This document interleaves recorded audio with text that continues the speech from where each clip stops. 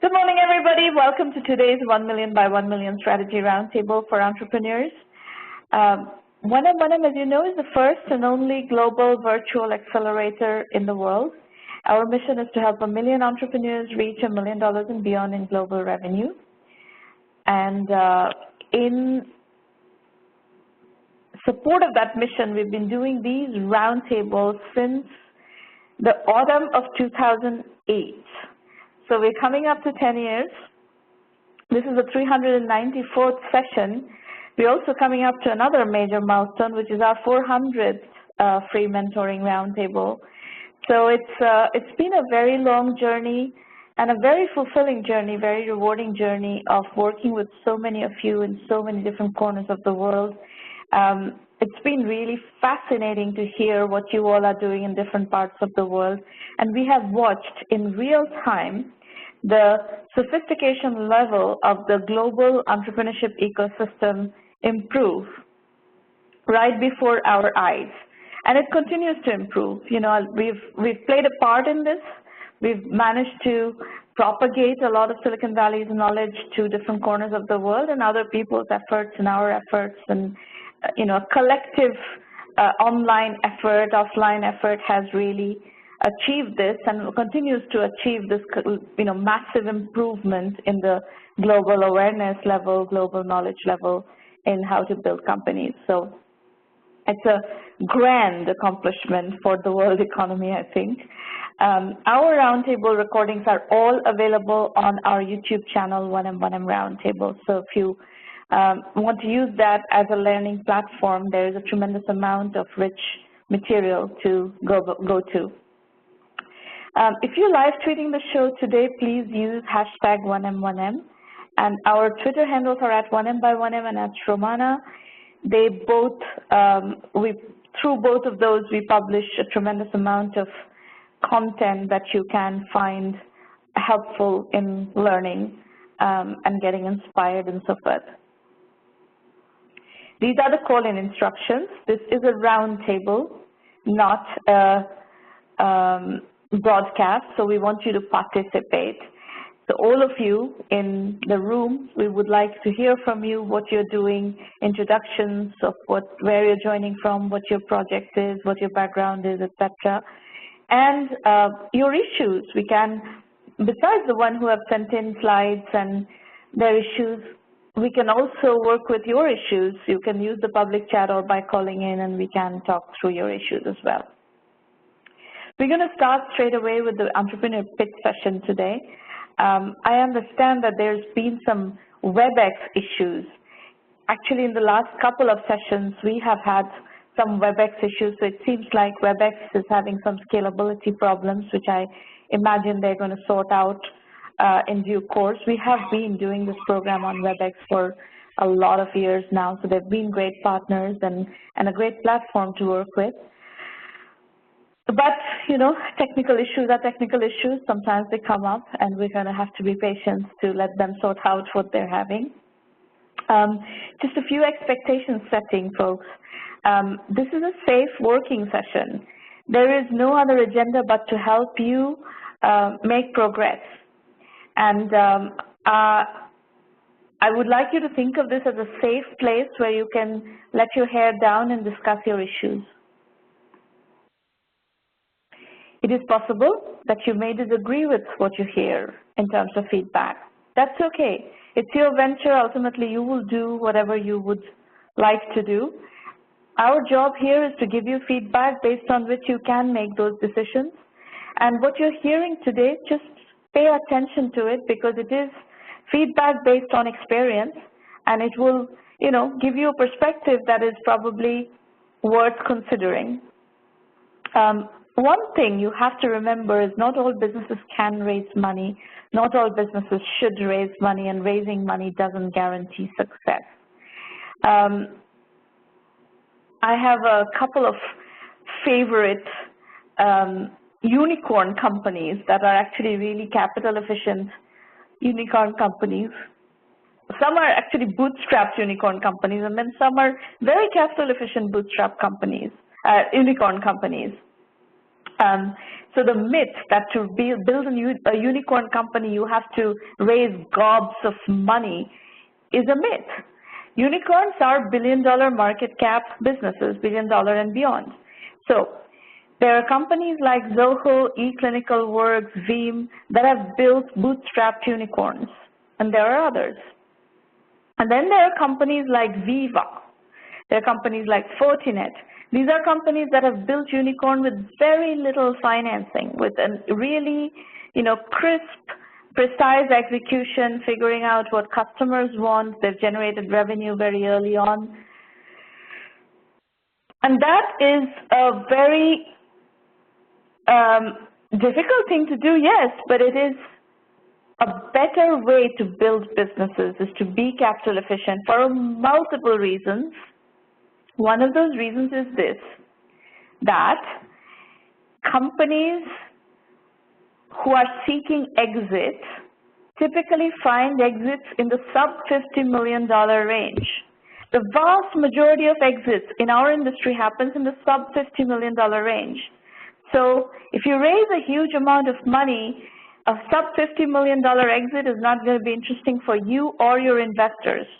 You can end up spending 8 years of your life working on a startup and not make any personal money. And that's not very fun.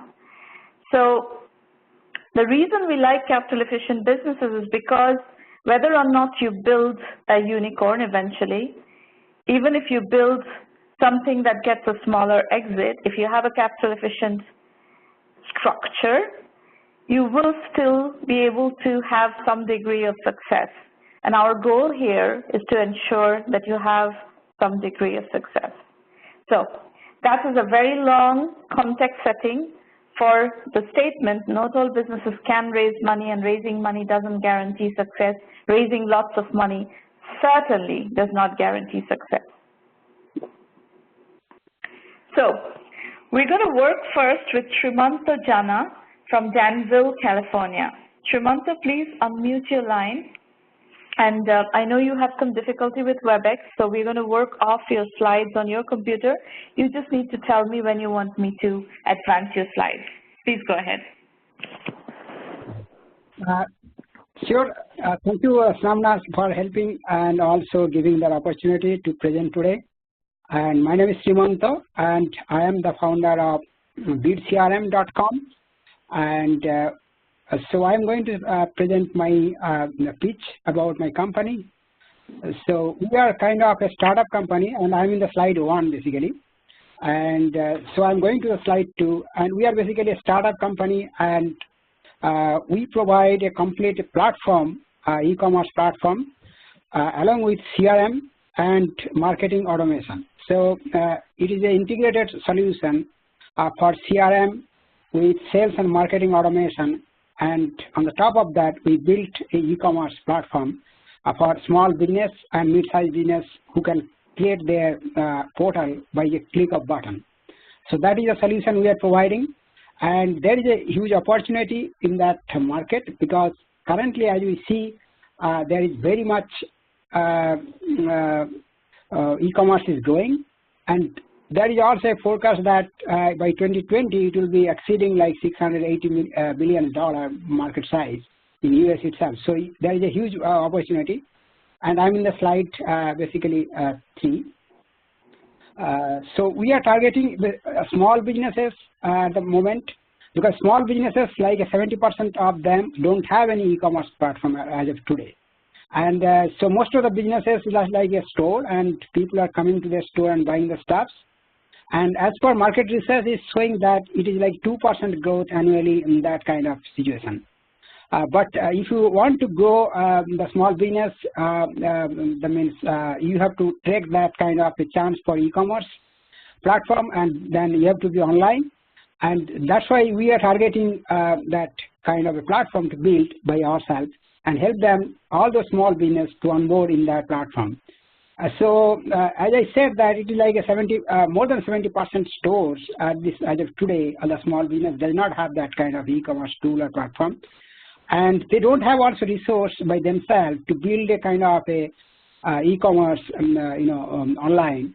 And they are even also they know there is a lot of sites are available. Means a few providers are available who can give like Shopify and all other stuff. But they have to invest resource and put all those items, make sure that their website is running, and do day-to-day lot of tons of work for them. And since they are kind of a small business, and they have very few number of resources, so I think that's why they are not able to scale there in case also somebody already going over using that kind of platform. So that's why BidCRM is getting into this business opportunity. And we are providing a platform not only in the e-commerce, but we are also taking care all the marketing stuff along with that. So that's why we built a complete CRM solution on the top of e-commerce. So we are providing not only a CRM similar to kind of a Salesforce, but also we are providing the marketing automation, email campaign, social media marketing, and along with that, SMS, all those things are integrated in one platform. So that's what that solution is very much kind of a useful for small businesses. So now if you look at the concept what we are coming out, that we are building a kind of a virtual mall for every cities. So we will be collecting all the stores who are interested to onboard in our platform.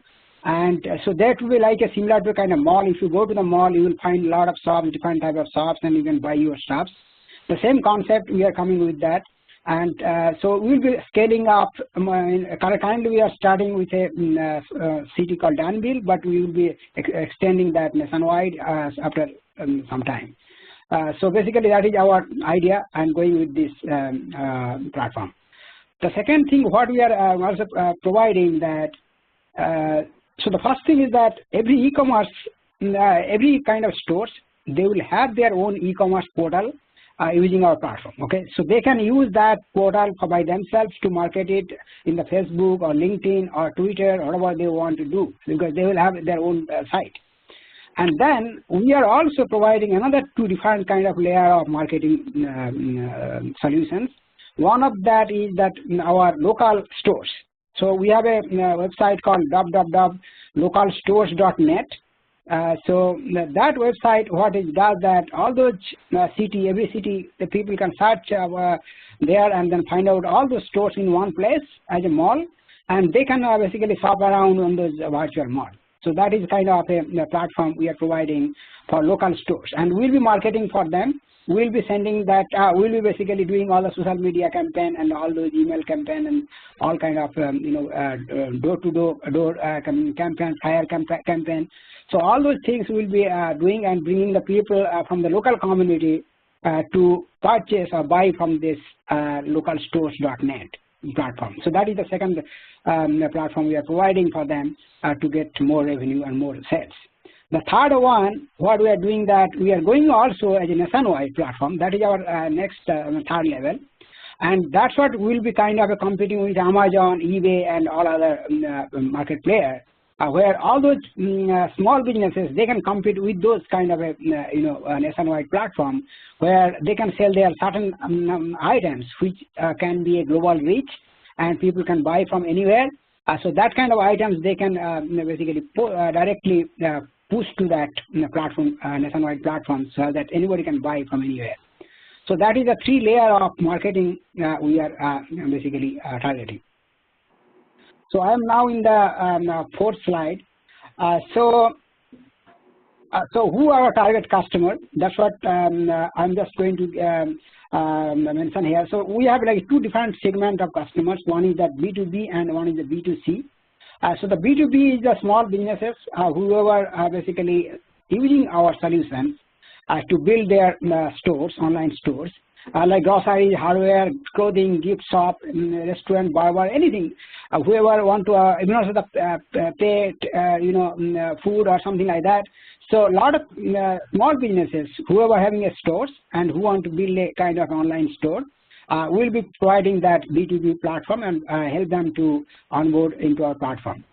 And the second segment of our customer is B2C, the consumers, So the consumers will be targeting because first of all, as you understand that there is like 3 different kind of multiple level of marketing here.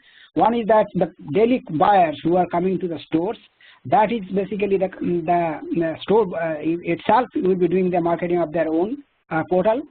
And then the second consumers is basically we will be doing those kind of a social media and email campaign and also flyer campaigns, and we'll be going to door to door, and all those door to door campaigns fool the people, and they will become our consumers and using our platform. So for them, we are also providing another subscription things like similar to cashback.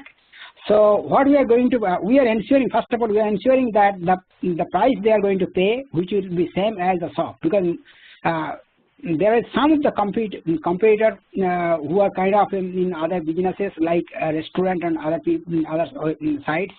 So they basically increase the price even also the store compared to store, because if you are going to buy the store the same item, maybe you are paying less compared to their website.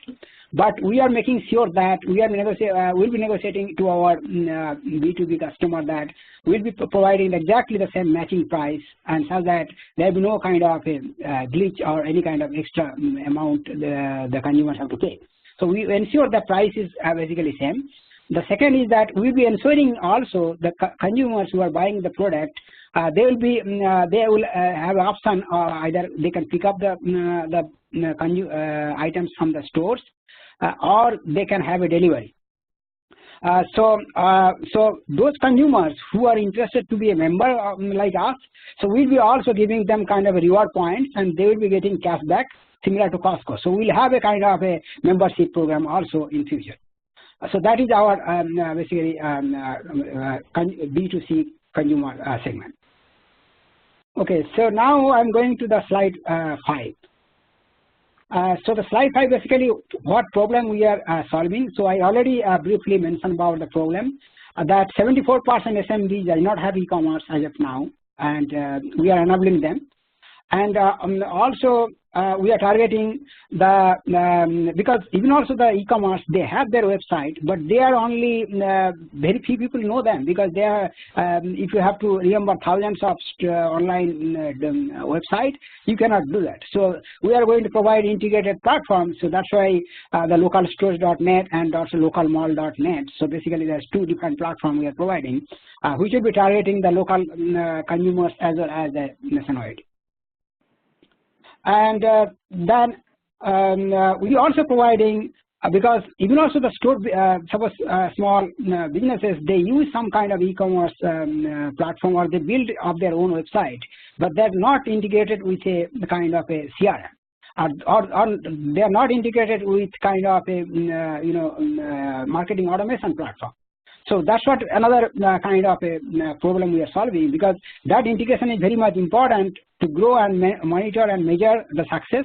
So basically we are providing that kind of tools on the top of that. So we are solving that issue. And then the last one is basically the delivery issue, because if individual stores, they are going to have their website, and they may not kind of afford to have a kind of a delivery platform.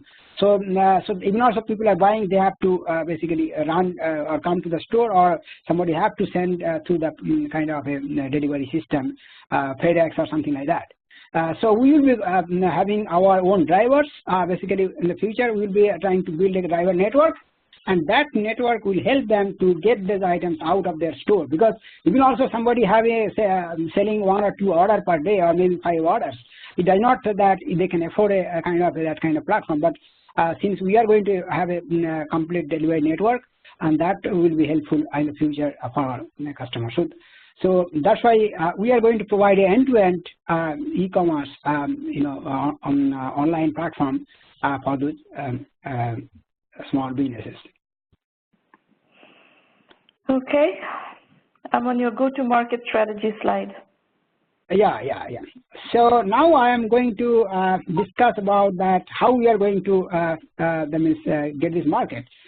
So the first thing that will be, as you understand, that we are targeting kind of a local community first, and we are building that local stores network. And so that's why our first thing that we'll be doing a prior, that means posting and going door to door and campaigns. So that will be the first thing we'll be launching that campaign. And the second also we'll be doing marketing, that means all those social media platforms we'll be using, all the social media tools, and we'll be targeting a very much niche community and the local community. And so that will be our second way of doing. And then third way, once we have customers that are coming up and then they have started subscribing to our site, then we'll be definitely going through the email campaign and SMS campaign. So we'll not be like bombarded with them a lot of emails or kind of things, but we'll be based on their option, we'll be giving them kind of a message that what kind of deals is going on and what kind of deals they are interested on, and then based on that they will be getting kind of a messaging from us. And so the fourth thing what we are doing also, we are going to the store, we are talking to the store managers or owner, and then we are showing them that demo, and also we are setting up their site, like ad hoc basis we are building kind of a temporary site for them and showing them, and if they are interested, and then they can start. So that kind of marketing we are also doing. And then we are also using kind of a offshore marketing team, so people who can help us from the offshore, like call or social media. And then also we'll be giving some kind of a discounts, coupons, and promotional offers through our membership program. So that's what our marketing strategy. So I'm moving now to the next slide. We are on your customer validation slide. Yeah. So the customer validation, basically what we did so far, that we actually try to see that our concept works, how far. First of all, this product we are building almost like 2 to 3 years. It is a long time effort, and a lot of efforts has been gone on to build that kind of a solution because it is a very much huge and complex system. First we started that thinking that whether these solutions really works. So we visited like 25 shops in the local community, and then we show them kind of our solutions and demo, and then we found that there is a lot of interest in that community, and then we already got like 10 stores at this moment. We just setting up, we already set up like 5, basically started now because we started the setting up in this month itself. So we are just starting, but we already started for 5 stores automatically, and then we already have a list of stores. So we are going almost like 10 to 15 stores in this month to set up for the stores, and that is a kind of a huge amount of work. And so because item setup is really a content building things, and then definitely it is a lot of around have to be discussed, and all this content have to be built properly and gone through process. How much are these 10 stores paying you to do this work? Yeah. So we'll be charging the store per item something like $3-4, maybe $2 to $3, depending on that number of items and how complex it is. So that store to store is $2 to $3 per item. Yeah, it will be like this. But it also because it depends on how complex to set up those items. Because some stores, suppose they don't have any content, basically we have to go and study their whole kind of list of items, find out what are the needs to be food, and because that is a lot of different process have to be gone through, because all those items, they may have like 1,000 items, but they may not be going to sell all the 1,000 items. So they have to scan and find out which items really make sense in the online, and then we have to so do they have budget to pay you for all this? These little stores? These little stores, do they have budget to pay you for all this? No, sometimes it is not, because most of the cases it will be not in the upfront. But what we are saying that we will be charging them subsequently based on our sales and all those things, because once we are kind of a commission-based system, so we are not charging any. Because if the small store they cannot, but there is some stores who can afford also, because if you are going for a grocery or something like that, like or like department stores, so then they will be able to afford. But if you are going to a small stores like restaurant, all those things, they may not pay you upfront, but they can pay you in kind of over a period of time. and maybe we can negotiate on that kind of a way that. My goodness, okay, you make me incredibly uncomfortable about this business because I don't see this business ever being viable. Okay, so yeah, it is so can you absolutely terrible strategy, and I'll tell you why, for many reasons. Little stores do not have budget to pay. And if you have to do this kind of high-touch selling and high-touch customer delivery on these very small stores, there is absolutely no way you're going to be able to build a business. You're going to go out of business in a nanosecond. So it's a terrible positioning to go after a segment that cannot pay you to do what you're proposing to do for them. The customer acquisition cost is incredibly expensive. What you described is an incredibly expensive customer acquisition cost. And the segment, the market that you're talking about, e-commerce platforms is very crowded, CRM is very crowded. Now you're talking about doing an integrated e-commerce and CRM for the very small businesses. That perhaps has some level of differentiation, but the problem is the customer acquisition cost is too high, and there is no business model to be able to sell into this, this category. Yeah, but we found a kind of a solution on that because we are kind of going for a different groups of kind of items like stores. Suppose for the grocery, look at like say Indian grocery. So if you go to all Indian grocery, you'll be finding the same items. So once we set up one store, I think we have a template for that.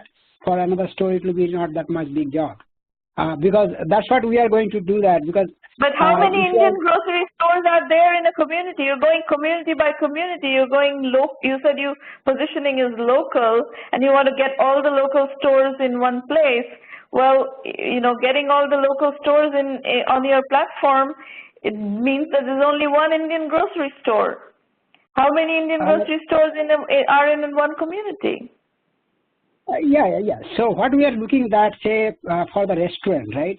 Because we saw that there is a lot of restaurant website already there. Because those restaurants, they already have a kind of e-commerce they are using. So we can directly get all those data from them, and we have a kind of tool import export. We can do that fast.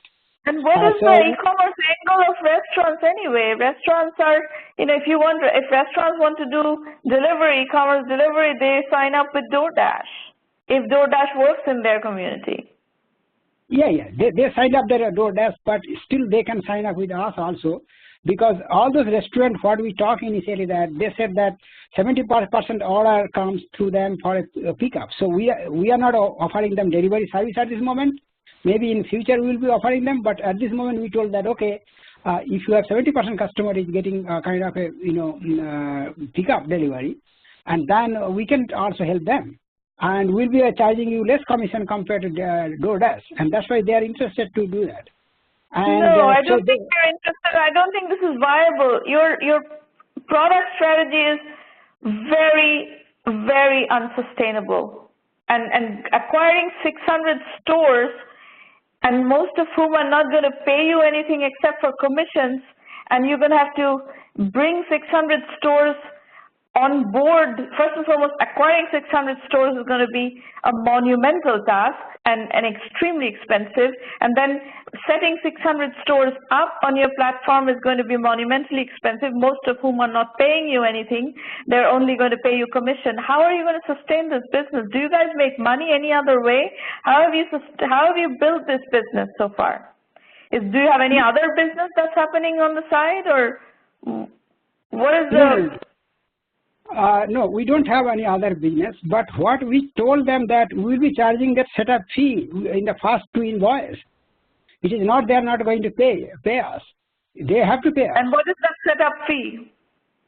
So that's what we tell that every item we are charging like $3, So if you are setting up 100 items, we'll be charging them $300. Okay, and that will be charged immediately after they start getting order. So it will be not that if you have to go visit every store to recruit them as customers, $300 setup fee is not going to cover those costs. You cannot, you need, I mean, if a business model is a direct selling business model where you have to visit people and close customers with in-person selling, or the size of that business per customer needs to be over $100,000. $300 is not a price point where you can do in-person high-touch selling. It just doesn't work. That's the first major fallacy of your assumptions. Okay, so you are saying that in-person means basically, I couldn't understand exactly that in-person selling, what you are saying that. Can you give me a little bit kind of a... if you have to walk into every store and sell in person, not by online. Look how Shopify sells. Shopify sells to people who are looking for e-commerce platforms online through Google search and so forth, and they sign up people online. They don't go visit people to close deals. Everything is online. Their whole customer acquisition strategy is online, and that's why they can get away with charging so little. Shopify charges very little.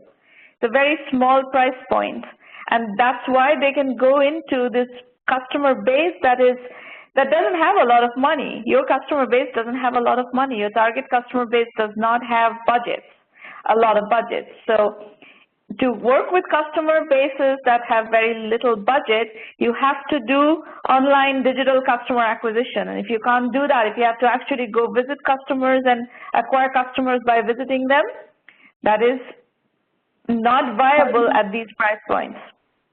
Yeah, I understand that, and that's what our plan is that initially, because we are just targeting in this one city.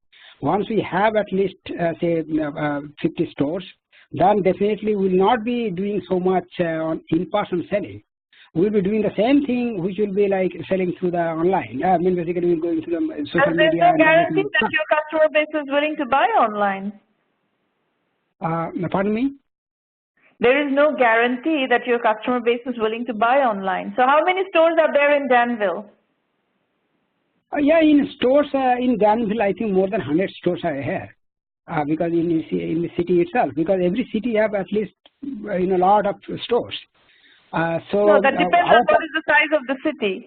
So in your immediate geography, what are the 6 cities that would make up your 600 stores target for 2018?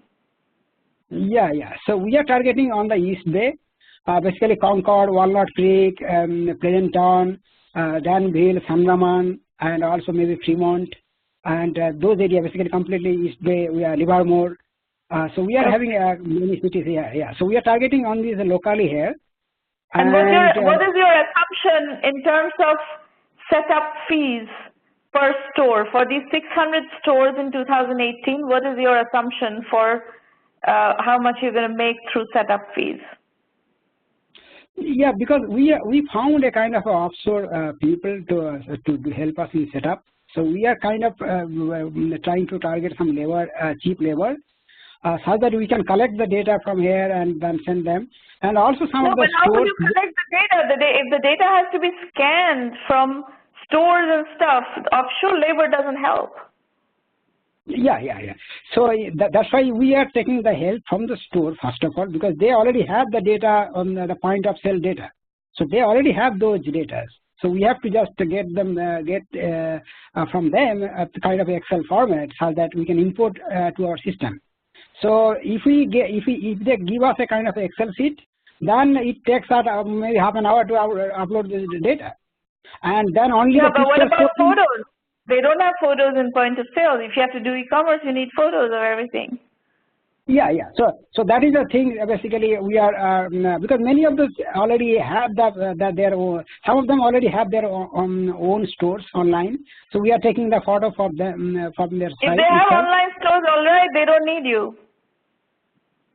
Yeah, but what we are telling them that even also they have an online store, but they are not doing the marketing for the store. Even also they are doing the marketing for the store, because people will individual store have to be people of such, but our case is different. We are a mall, and there are all those different type of store in one place. So, no, but you're not a mall. I mean, you're not a mall. You don't have any consumers. It's not like you have millions of consumers whose foot traffic is already available on the mall. You don't have that. So you have the vision and the fantasy of a mall. You don't have a mall. You don't have any of that. So I mean, this business seems to me unviable based on what you have right now. And I think you've spent a lot of time and energy building a very complex system, which I think you're not going to be able to sell to the target audience that you're trying to sell to. I don't think this is going to turn out to be a successful business. Okay, so what do you think that, what is the process you think that we can make it viable? You need to learn how to build a business, not just write software. What you know, I think, is to write software, and you've gone and spent, how many years did you take to write this big software system? Yeah, it takes almost like 2 years. You've spent 2 years writing software. And do you have a job on the side? How do you finance yourself? Yeah, I was having the job for almost like 1.5 years. I'm completely doing this one. Only doing this one? Yeah. And are you the only person, or are there other people involved? I have some more people, but mainly I am the main guy. But I have some other people also. Not full time. Not full time. Yeah, some people are there in India because they help me also full time. I see. And where is your India operation, or is it distributed? Yeah, it is kind of distributed, but I have people in Bangalore and also in Kolkata. I see. Okay, so we're going to need to find a strategy for you so that you can build a business out of what you've done and find a positioning that may work. Because I suspect that what you're doing right now with these 10 stores is going to be very unsatisfactory monetization-wise. What are the 10 stores? What kind of stores are they that are agreeing to set up stores with you? Yeah, right now I have a couple of hardware shop which is having 50,000 items. So I already I'm negotiating with them that they will be giving us kind of an item setup fee because each of the item will be $3. So I'm talking with them, saying if I have to set up 50,000 items, definitely I'll be getting a very good revenue from there. And I have couple of other stores also, like pet food, express pet food kind of things. So I'm started talking with them, and they are kind of also having like more than 10-15,000 items. And these guys have that image, they have all the data properly, because I am targeting at this moment to those kind of big kind of stores who can spend money, and we can also have those kind of proper structure. And these guys do not have any online store currently? Some of them don't have, because they are kind of I want to know very precisely these 10 stores that you are currently in negotiation with. Do they have online stores or not? Yeah, so some of them are restaurant. They already use DoorDash and some other stuff, right? So Eat24, So DoorDash. Can you break it down for me? Of the 10 stores, how many are restaurants, how many are hardware stores, how many are pet stores? What else do you have in there? Break it down for me. Yeah. Be very precise. Yeah. So at this moment, say the restaurant, I'm like 5 to 6 restaurant. I'm now working with them. Already I set up like 2 or 3. And so some of them I will be doing maybe over the weekend. And then I'm talking with a very big, large hardware store, and and then I am talking with also some grocery store, and so they have like 4,000 or 5,000 items. And then there is another few grocery stores also I'm targeting. I just started talking with them, but still because I'm so busy right now, so I'm not going so far, because I know that I don't have so much time bandwidth at this moment. But they are my kind of a target. Yeah. So, I would be curious to see if you can close any of these deals. Have you closed any deal where somebody has actually paid you to do something? Right now, not, but one is almost in the pipeline, and I think that will be closed maybe by that will be your first one. And what is that? What kind of a store is that? Do they have an online store? Tell me the specifics of that one. Yeah. So that is kind of a hardware store, and so they have like a summer sale. So they want me to build a kind of e-commerce portal for them for the summer sales. And so I had a discussion with them, and they invited me to next Tuesday to show the demo, because they asked me to go to their site and pick up some items and all those things and show me how it is coming up. And then that's what actually their thing is right now, because they will be kind of paid upfront. They will have to pay upfront. They will be paying upfront $150,000. Is that what your assumption is? No. We will be going phase by phase. First of all, we will create something like maybe 4,000 or 5,000 items, or maybe because that is the initially we have to build that in the summer how much what are the different type of items they are going to put, and only we'll be targeting only the hot items, whichever can be targeted very much niche customers, and then we'll find out all those items, and then we'll put all those items. So then slowly we'll grow that. They're going to pay you $10,000-$15,000 each for each milestone. They'll decide on like 4,000 or 5,000 items in each step, and then they're going to go on and step by step, and you expect to be paid upfront each time. So you're going to be paid, let's say, $10,000 now to put up one thing, then 2 months later there's going to pay you another $10,000, etc. This is how you expect this to go. Yeah. Okay. Now, if you look at this situation, it sounds like, and I don't know that, do you know how much revenue this store makes, this hardware store? How big is the store from a revenue point of view? Do you know? I don't have that much idea at this moment, but maybe I can, I'm not sure that whether they will disclose me all those stuff, but definitely I'll be trying to find out something like that. Yeah, because if you don't, see, nobody is going to spend a large $100,000 with you if they don't have a large revenue base. And that is the fallacy of if you were doing what you're saying you were doing, if you were doing it with a few stores in a community that are larger stores that make us several $1 million in revenues and have the budget to work with you, then this makes sense. If you are going and visiting and building a relationship with a set of customers that are going to pay you, $150,000 a year to use your technology and your services to set themselves up as an online store, fully integrated marketing, etc., that would make sense. But it is not clear to me that the people that you're talking to have the budget or the willingness to pay that kind of money. So it seems to me like you're going and wasting your time on a lot of people who have no money to pay you. And as a result, your business is not going to be viable. So for this business to be viable, for what you're talking about, it's not like you're going to set up 600 stores. What you need are 6 stores that can pay you $100,000, $150,000 a year, or one time even, to set up their stores online, and then maybe you have some sort of a subscription fee on an ongoing basis. That is a substantial subscription fee to run their operations, both e-commerce operations, CRM operations, marketing, social media marketing, etc. That can be a viable business. Yeah. What you described here is not a viable business.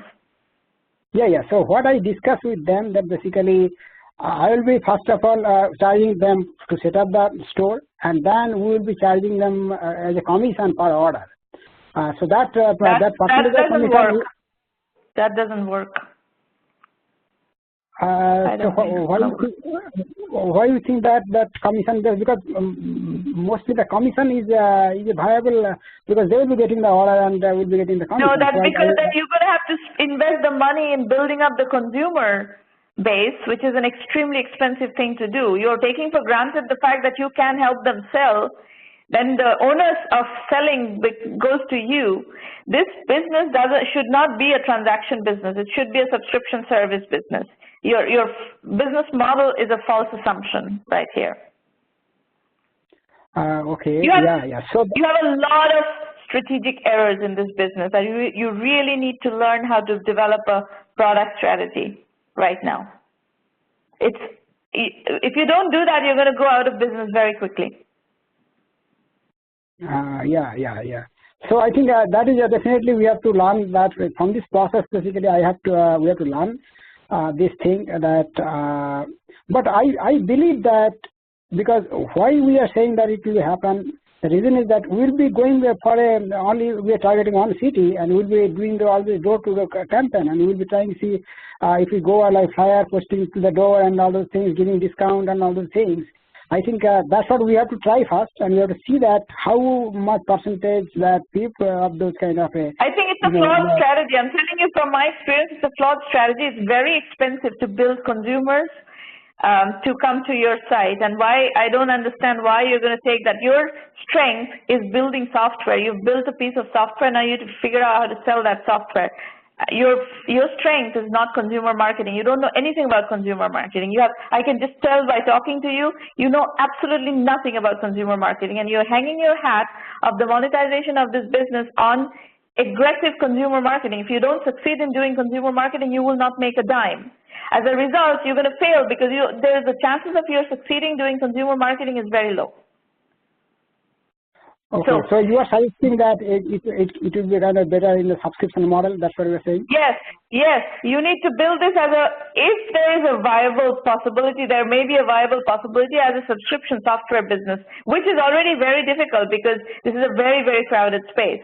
So completely throw out the idea of building this as a commission-based B2C business. That is absolutely not the right strategy. Let's see if we can figure out a subscription business out of this software business, but even that is not an easy thing to do. So don't go negotiate commission-based B2C businesses and stuff with your hardware company. The only way this will work is if the hardware company has the budget to pay you $10,000 to set up whatever number of items that you're talking about, and things like that. I mean, we need to figure out how to structure this business so that you can make this a viable business. Currently, the business plan that you've presented here is not a viable business, and you have absolutely zero chance of raising any money on this currently because this business is not credible. So you're going to have to bootstrap this business to validation, to traction, to sustainability. Most likely, you're going to be working on a bootstrap business based on where you are currently for the next 3 years. So you better set your mindset to a place where, because again, it's an incredibly crowded space. So the chances of any investor touching this space currently is almost zero. Investors do not go into businesses or market segments that have so much, competition. Your business is in a sector that is incredibly competitive. So don't assume that you'll be able to make any headway with investment, and your assumptions on revenue are completely off. $8.5 million with a network of 600 stores, I don't think that's about to happen anytime soon. So this, what you have presented here is full of flaws, full of bad strategy, and full of problems. If you want to be a viable business, you're going to need to really learn how to build a business. Currently, you don't know any of that. Okay, so if you look at the currently whatever we are offering, right? So how we can make it as a viable business? So that's what I want to find out from you, because if you have some idea that what needs to be done on the top of this, so that we can make it viable. We can try. You're going to need to learn how to build a subscription business. We can teach you how to do that. And then you're going to need to go out and find a positioning where there is a gap. There may be a gap of people who are looking for this kind of business. Well, I can teach you how to build a business. Yes, we can do that. And then it's up to you whether you can execute or not. Okay. And for doing that, do you think that how much time and effort and resources or money or whatever maybe you require for that? Do you know how the 1 million by 1 million program works? No. Okay, then hang on. I will explain that a little bit later in the program. And listen to that, and then you can ask more questions if you like. Okay, sure. Is Suraj Singh on the call? No. Okay, Suraj Singh's slides are here, but Suraj is not. So we're going to skip through. Folks, I'm going to ask you a simple question. I just gave absolutely raw, unadulterated, unsugar-coated feedback to our previous presenter, and that is the honest analysis of his business.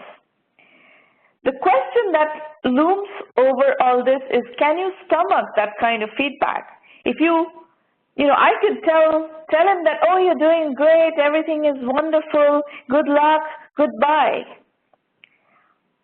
I didn't do that. I just gave him very difficult to take feedback, and I'm actually very impressed that he didn't resist at all. He actually listened, he took the feedback, and he's asking the question how to address that feedback, which is wonderful. That is the way you make progress. But it doesn't really bother me the fact that first-time entrepreneurs make a lot of mistakes. The learning curve of a first-time entrepreneur is incredibly steep, but you have to have the attitude and the willingness to learn how to climb that learning curve and plug your gaps in learning and so on and so forth. So there's a tremendous process of learning that you're going to have to commit to, time-wise, resource-wise, that is essential. There is no going around that. And it's people who are willing to commit that kind of time and energy and mental model that we are in search of to work with in 1Mby1M. So if you know people like that who are looking to learn, who are looking for help and guidance in learning how to build a business, please bring them into 1Mby1M, refer them to 1Mby1M, and that is who we have set this program up for. So let me walk you through how to use the program. Go to 1Mby1M.com, that's where all the resources are. You'll find a blog. Just by following the blog for free, you will learn a lot. The Entrepreneur Journeys book series is something you can learn from. There are 12 volumes. You can read those books. They're case study-based books, and they're very reasonably priced. That's another way you can start learning about how to build a business. These roundtables happen every week, week after week after week. So you can keep attending these roundtables. You'll learn from there as well. The full acceleration program of 1Mby1M is 1M Premium, where we offer you extensive methodology guidance. We have an online curriculum which we want you to study at your own time. That's an asynchronous learning model. And we have over 400 hours worth of programming in there, in the curriculum. It's case studies and video lectures based curriculum. We need you to at least study the core curriculum, at least 50 to 100 hours worth of studying as soon as you join the program. And basically, that is a set of stuff that you need to know to build a business. It is absolutely essential that you know those things. And then in tandem with that, we have roundtables such as these, which are private roundtables for our members only, where you come and get guidance. So I will give you guidance. The combination of studying curriculum and coming to roundtables and working with me on your project and getting feedback and getting your homework from the curriculum is how you will make progress within the premium program. In addition, we have other help like business development, introductions to potential customers, channel partners, investors, media analysts. All that is part of the premium program. But to gain access to those, you need to be ready. Like, I'm not going to introduce you to 50 investors until I consider you are fundable. So you have to get there. You have to do all the pieces of validation on a bootstrap basis before I'm willing to open my Rolodex up for you. So there's a typically, from a mental adjustment point of view, you kind of need to assume that you're going to have to put in quite a bit of time in a bootstrap mode before you get introduced to investors. unless you're coming in with all the pieces in place and are ready to be introduced. That is a different scenario. And very few people come here with that hand of cards. And then we also have a lot of clout in the media, so we can help you get your word out, get the word out about your product or service through our media resources. Now, one thing I would like you to do, all of you who are working on a project, go to the 1M1M self-assessment on the website. And there's a set of questions, assessment questions about your business. Go through those questions. Ask yourself those questions and see if you can answer them. If you get stuck, you need to do methodology training. And you can do that by signing up for 1M1M Basic, which is a curriculum-only option that's only $99 per month. You can start there, or you can go straight to 1M1M Premium, which is $1,000 annual membership fee. Either way, you need to put together and commit to a learning strategy. You can go the basic route and just do curriculum, intense curriculum for a few months before you come into the premium program, or you can go straight into the premium program and do curriculum and roundtables in tandem. Either way is fine with us. You decide how you want to play it, but you do need a learning strategy as soon as possible. So go dig around on the website and learn how the program works. There's a tremendous amount of content, what to expect from premium, what to expect from basic, FAQs, video FAQs, listen to those, and figure out if this program is for you. There's a tremendous amount of self-learning involved. It's not a spoon-feeding approach. It is something where you're going to have to commit your own time to learning. The curriculum description is on the website as well. It is a case studies and video lectures based curriculum. We have over 800 case studies of successful entrepreneurs, how they have put one foot before the other, and you're going to learn from them. You're standing on the shoulders of other people who have done it before. That is the philosophy of the program. And it's also a philosophy of lean, capital efficient bootstrap startups. Bootstrap first, raise money later is our mantra, because that's how the industry works. No one's going to fund you if you don't have a validated business. So it's just not viable to fund you without a validated business, and you need to be aware of that. So let's get you to validation, let's get you to fundability, but you're going to have to commit to the learning and doing the bootstrapping work, on your own dime, basically. So there are another 5 free roundtables, of which 4 of them, April 18th, 26th, May 3rd, and May 10th, you will get to pitch at. And the 400th roundtable is a session where you will see how companies have been built from the entrepreneurs who have built them using some of the methodology you're learning here, including several companies who are part of the 1M1M program. So 400th roundtable is a special occasion. As a celebration, and it's one that you will learn a lot from just listening to. You're not going to get to pitch at that one, but the other 4 you can pitch at. And then after that, we're going to have a bit of a break because I'm traveling, and then we'll resume again in June. Now, we also have these in-person meetings in Menlo Park that you can come and talk to me at. Pretty much every Wednesday, April 18th, 25th, May 2nd, and May 16th, and then a Sunday, May 6th, 3 to 4 p.m. The Wednesday ones are 5 to 6 p.m. The Sunday one is 3 to 4 p.m., May 6th. That's the current schedule ahead of us between roundtables and rendezvous. See what works on your schedule and use any of these touch points to interact, and we'll see how we can help you remove your roadblocks and get you going. So that's it. Line is open for calls. Please go ahead and either use the phone line to ask questions or ask questions in public chat. Either way is fine. We are ready for Q&A. And meanwhile, let me also introduce you to Irina Patterson. If you have any question whatsoever about the 1M1M program, how it works, how it applies to you, feel free to contact Irina Patterson. Her email is irina@1M1M.com. All right, questions, folks?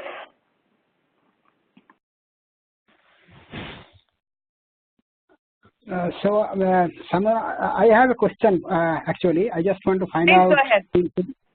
Yeah, so since we already, you told me that if I have to kind of build that kind of a model, like you are saying that subscription, right? So initially we had that kind of subscription model concept. That's what we already we are trying. In the beginning, we had that plan that we will go for a subscription model.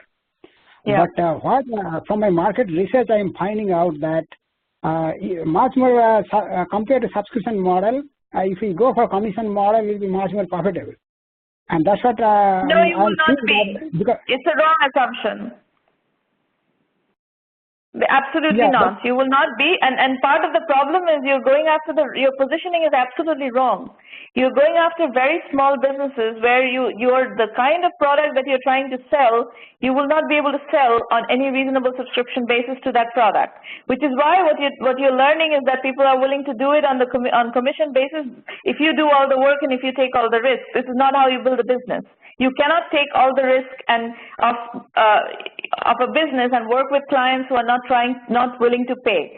That is the wrong segment. Your product, which it seems like is a fairly elaborate product, needs to be positioned in a segment which is more going to be in a mid-market, not in this little community business area at all. You're going to need to absolutely chuck out your B2C business idea and completely focus on B2B subscription business, focus on mid-sized companies, not on little companies. You need to build, first and foremost, you need to build a slate of 6 companies, 10 companies, 20 companies, 25 companies who are willing to pay you significant subscription amount, and that is the business that you're going to need to build for any kind of viability. Your current business idea is absolutely not viable, just plain not viable, I'm telling you. Yeah, that's why I understand actually what you said. Also, one thing basically based on my current experience in the market, what I found out that small business, definitely they will not give any upfront investment. They will not give you anything upfront, and this is not the category, this is not the right target audience for you to go into at all. And the business model of commission-based selling is the wrong business model for you. So what you said, that's why I'm targeting now like a mid-sized company, right? Mid-sized. Yes, this hardware company, which it sounds like, you need to validate that. You need to find out what is their annual revenue. As part of the validation process, you need to find an annual revenue level at which your business is viable. You need to find, are we targeting $5 million to $50 million annual revenue businesses? Are we targeting $10 million to $50 million annual revenue businesses? You need to figure out at what revenue point can you charge significant amounts of money to do what you're talking about doing. So, and you need to have a subscription revenue, and then if there's a setup fee, if there's a lot of digitization and setting up units involved where people are willing to pay you for that, that's fine. That's an additional setup charge, but it's setup and subscription. That is your business model. And even if you're marketing on top of that, if you're actually providing marketing services on top of that, that is additional, subscription, additional monthly fees kind of thing. So if you add all of those things up, you're talking about $200,000 a year worth of payment from a business to you, which means that you're probably talking about businesses that have at least $10 million in annual revenue. Yeah. So definitely that's what I'll be next round when I'm going to discuss with them. And that kind of store I have in the Danville, at least 5 or 10, I know that who does not go kind of online or e-commerce, they just have a big store, but people are coming and buying from them. So I can definitely target those large stores first. And that is the first round I'm going through that process right now. You have to validate whether they have, what is their revenue level. So pick the 10 large stores in Danville or wherever, all over the East Bay, pick 10 large stores, 100 large stores, and figure out what is their revenue level. You need to know what the revenue level is. If their revenue level is $1 million a year, they're not going to pay you $100,000. If the revenue level is $10 million, the store, one of the store I'm targeting also, that is like a very big, large grocery store compared to Safeway, it is big. So I think Safeway, I don't know, what is the revenue, maybe 10 million or something like that. But I think they are bigger than Safeway. So Safeway I have is a another multi-billion-dollar company. Safeway is not going to do local things. Safeway does things centrally. You're going to need to go for local independent stores, not chain stores. No. I'm not talking about like, I'm telling that the store, which is an independent, privately owned store, who has the bigger store than Safeway. That's what I'm telling you. So I don't know how much their revenue. Maybe I have to go and meet them and discuss more detail about that. And that's right. So I'll figure out that over the period of time. So how much is the revenue and all kind of things.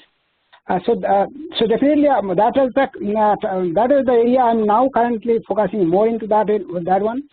And but and one you can thing I want stop to selling to all these other little stuff. You just stop selling because you're wasting your time completely.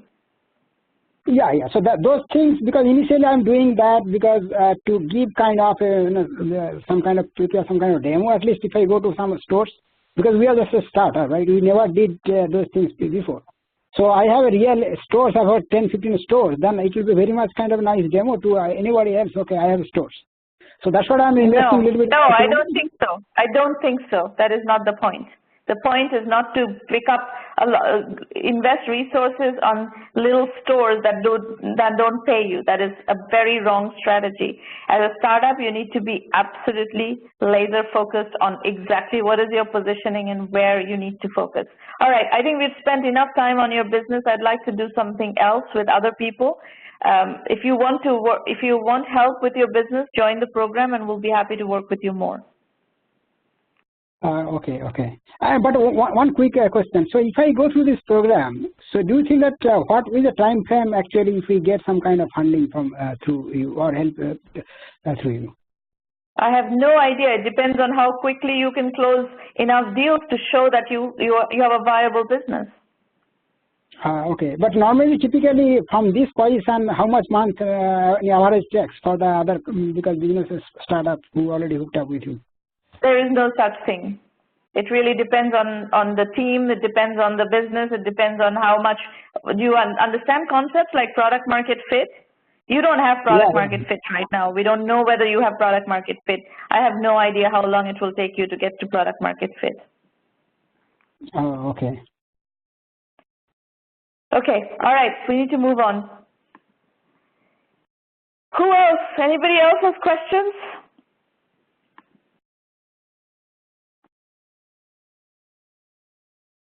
So folks, I'll tell you one other thing that frustrates me tremendously when I see companies build a lot of software without doing market validation, which is what this current discussion shows.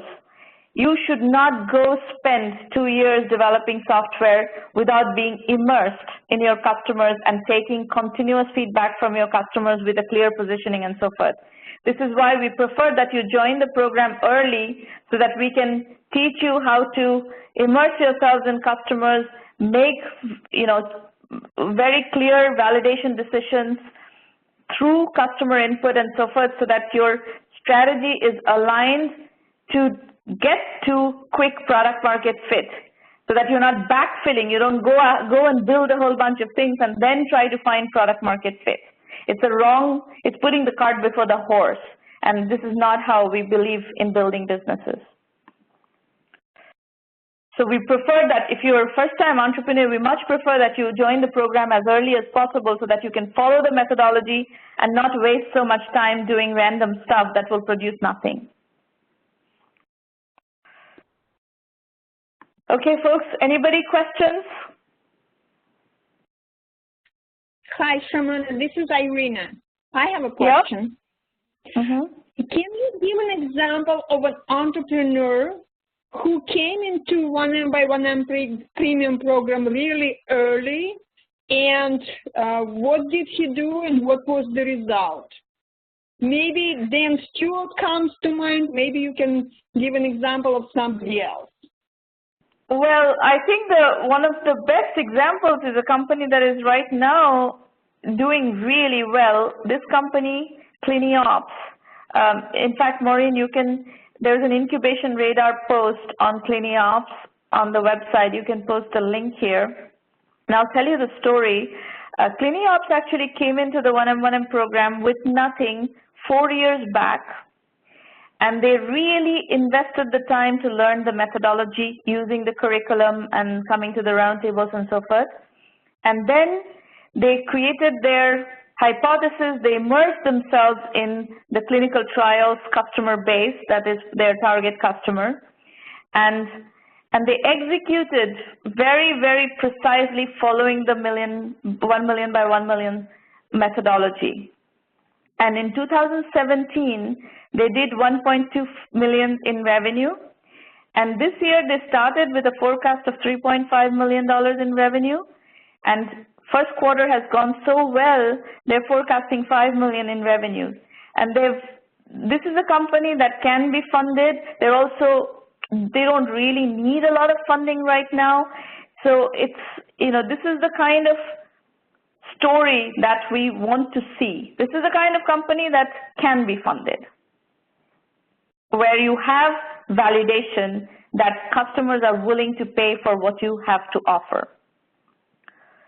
And they didn't build a product in vacuum. They built a product with constantly talking to customers. And the link to their story is on your screen here, if you're interested in understanding more about what they do. Okay, folks, I don't see any other questions. Do I conclude that nobody has any other questions? Then I'm going to wrap up the session, and we'll meet you back here next week. Okay, so you have the schedule. Yep. Next Wednesday, April 18th, is a public roundtable, and then we have 3 more Thursdays, April 26th, May 3rd, May 10th, and then 400th roundtable, Wednesday, May 16th. And then we have rendezvous every week, 18th, 25th, May 2nd, May 16th on Wednesdays, 5 to 6 p.m., and then on Sunday, May 6th, 3 to 4 p.m. We'll see you in one or the other of these events. See you soon. By the way, folks, I really would like you to think about the process of receiving feedback, because I am going to be very direct with you so that you can, take the feedback and do something with it. If you're by nature defensive and you need to be right and you need to prove me wrong, this program is not going to be very productive for you. So don't join the program unless you're willing to work with very direct feedback and follow our methodology. Our methodology works. We have proved over and over again that our methodology works. So either you follow our methodology or you go somewhere else and learn from somebody else. I cannot reinvent my methodology to suit your style and your desires.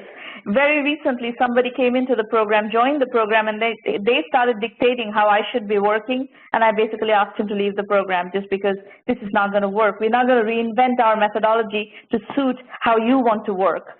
This is a methodology that is working, that is scaling, that we are getting lots of results out of. So if you commit to 1 million by 1 million, you're going to have to follow this methodology. And please only come into the program if you understand that and are willing to buy into that process.